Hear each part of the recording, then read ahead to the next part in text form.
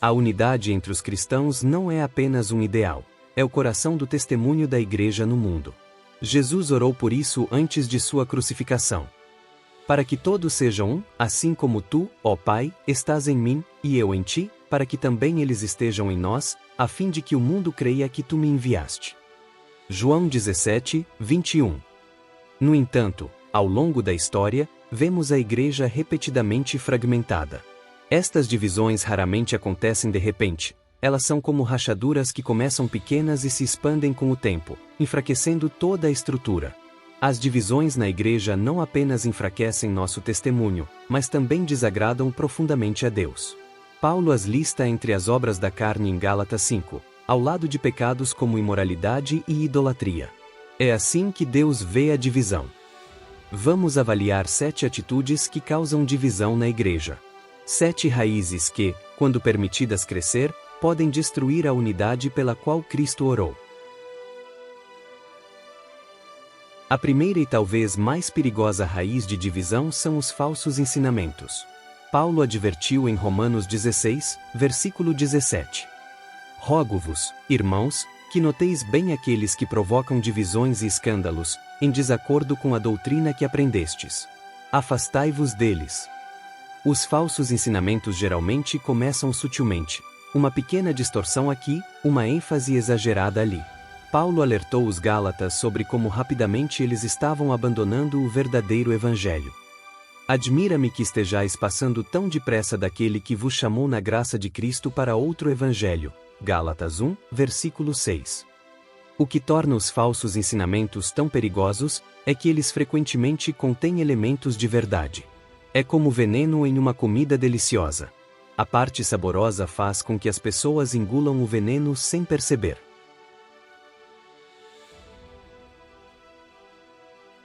A segunda raiz de divisão é o orgulho e a disputa por posições. Em 3 João, versículos 9 e 10, vemos um exemplo claro. Escrevi alguma coisa à igreja, mas Diótrefes, que gosta de ter a primazia entre eles, não nos recebe. Jesus confrontou diretamente este problema quando seus discípulos discutiam sobre quem seria o maior.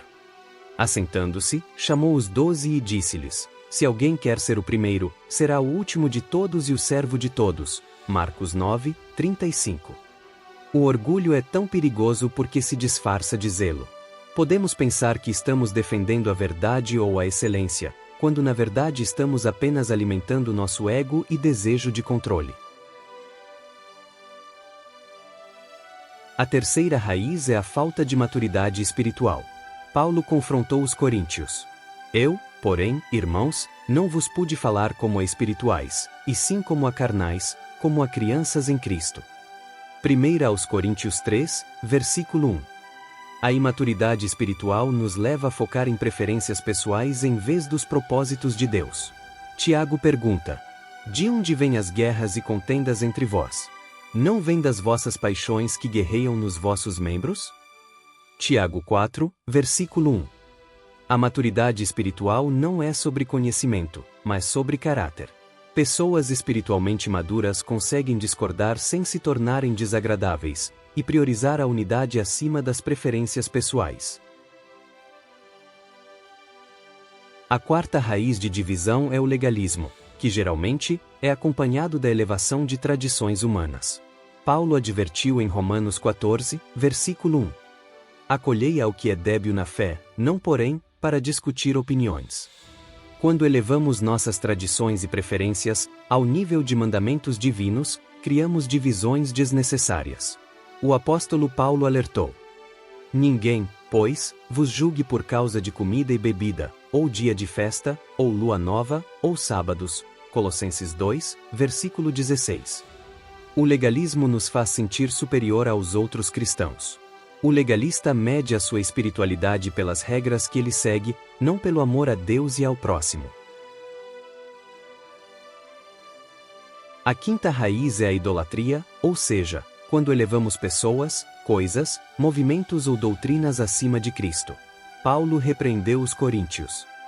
Cada um de vós diz: Eu sou de Paulo, e eu, de Apolo, e eu, de Cefas, e eu, de Cristo. Está Cristo dividido? 1 aos Coríntios, capítulo 1, versículos 12 e 13. Quando nossa identidade está mais ligada a um líder, denominação, tradição ou movimento, do que a Cristo, estamos promovendo a idolatria e cultivando a divisão. O senhorio da nossa vida deve ser exclusivamente de Jesus. Os líderes cristãos precisam ter cuidado para não criar seguidores para si mesmos. O teste de um verdadeiro líder cristão não é quantas pessoas ele consegue atrair para segui-lo, mas quantas pessoas ele conduz para que sigam fielmente ao Senhor Jesus. A sexta raiz de divisão é o favoritismo. Tiago confrontou isso diretamente. Meus irmãos, não tenhais a fé em nosso Senhor Jesus Cristo, Senhor da glória, em acepção de pessoas. Tiago 2, versículo 1. O favoritismo cria divisões invisíveis, mas poderosas para o mal. As chamadas panelinhas. Quando tratamos pessoas diferentemente, com base em status, classe social, cor da pele, idade, grau de formação, ou quaisquer outras distinções humanas, contradizemos o evangelho que pregamos. Muitas pessoas frequentam igrejas por longos períodos, mas nunca se sentem parte dela. Círculos menores dentro do círculo da comunidade cristã, que se tornam impenetráveis por outras pessoas, faz com que outras se sintam excluídas do corpo de Cristo. Favorecer algumas pessoas e desconsiderar outras, é promover a divisão do corpo. Todo cristão precisa ser acolhedor sem fazer distinção de quem será acolhido.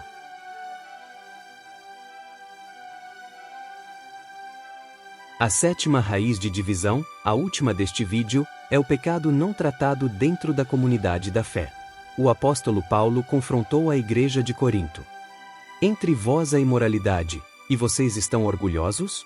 Não deveriam antes lamentar, para que fosse tirado do vosso meio quem praticou essa ação? 1 aos Coríntios, capítulo 5, versículos 1 e 2. Quando a igreja falha em aplicar a disciplina bíblica, o pecado não apenas permanece, mas se espalha. Jesus estabeleceu um processo claro em Mateus 18, para restaurar os que erram, começando com o confronto privado, e progredindo conforme necessário.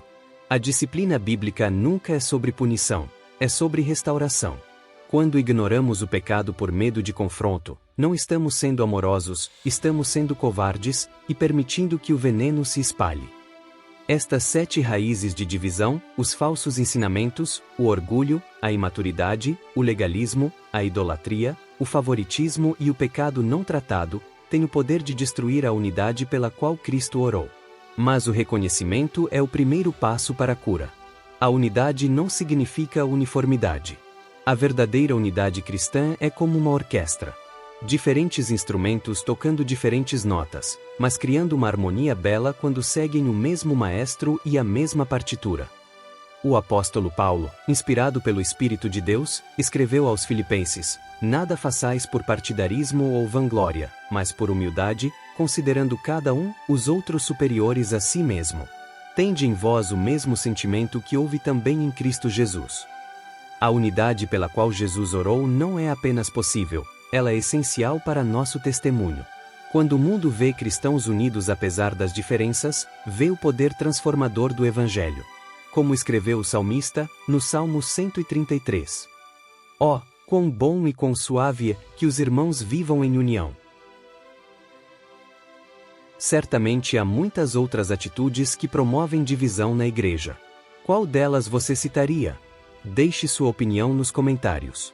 Se alguma parte do conteúdo deste vídeo foi útil para você, deixe seu like e compartilhe o link com seus amigos. Inscreva-se no canal para mais conteúdo como este, e ative o sininho para não perder nossos próximos vídeos. Que Deus lhe abençoe!